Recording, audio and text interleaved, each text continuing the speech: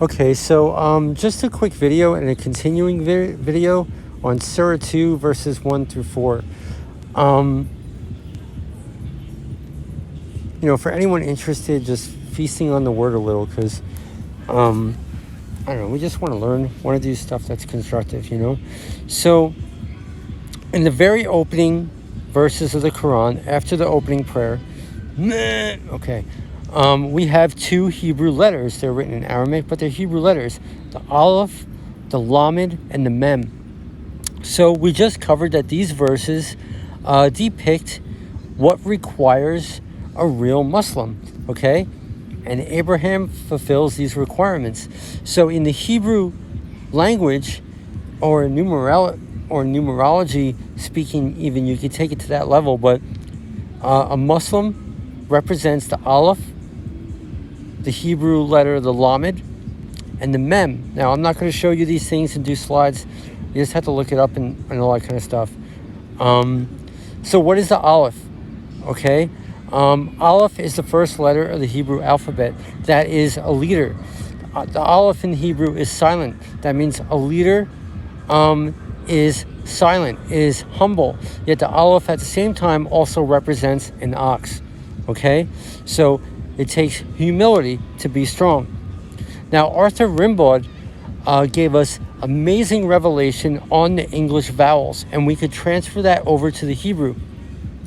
So you just have to look up Arthur Rimbaud's poem, The Vowels, and he said the letter A is black. So he's giving us an amazing revelation into God's mysteries, that the Aleph, the first letter of the Hebrew alphabet, black is the color of the Aleph. So what does black symbolize? Black is a symbology of sin, but in this case, the surfers rule, right? So those who are going through trials, those who are going through trials and tribulations and overcome, those are the ones that rule. So Aleph is black. Black is also a foundational color that everything else is built upon. So those are amazing concepts to think of. Now, the Lamed in the Hebrew represents a staff of authority. So as Muslims, we are what? Humble leaders. And we also have a staff of authority. These are the stuff we were supposed to learn in the Quran. Now, the Lamed also represents like a lightning rod. Okay, so I don't have the quote, but I share it very often, that one of the lost sayings and parables of Jesus, John the Baptist asked Jesus, what is the hardest thing a person could go through? And Jesus said, the latter is the wrath of God. Okay? And Jesus continues and says, the lightning rod is the staff of God's anger, which is one's own anger, which is vainglory, deceit, pride, all that kind of stuff. So lightning represents the enemy's vainglory, their pride, and all that kind of stuff, and God reveals that to show their sin. So in a thunderstorm, for example, you have the lightning rod, and then you have the crack of thunder. So God would reveal a wicked and rebellious person, condemn them, and then the thunder comes, which means God has his way. So, okay. So these are amazing concepts that that we could transfer over to the faith of Islam. So as Muslims, we are humble leaders.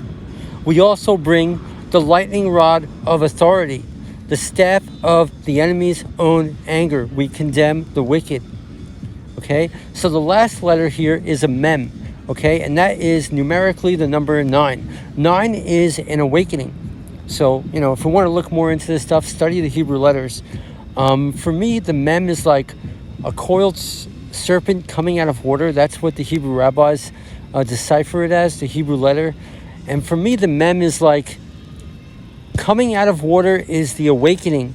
So as Muslims, we're already seasoned Christians, but as Muslims, we learn to be seasoned prophets. We go even farther.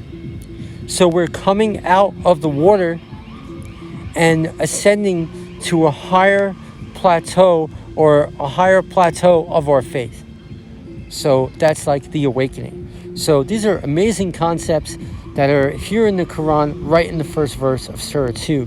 And this is what is emulated throughout all the Muslim faith and all the Quran. So, yeah, I don't know. Just wanted to share that. Thanks for tuning in. Allah bless you.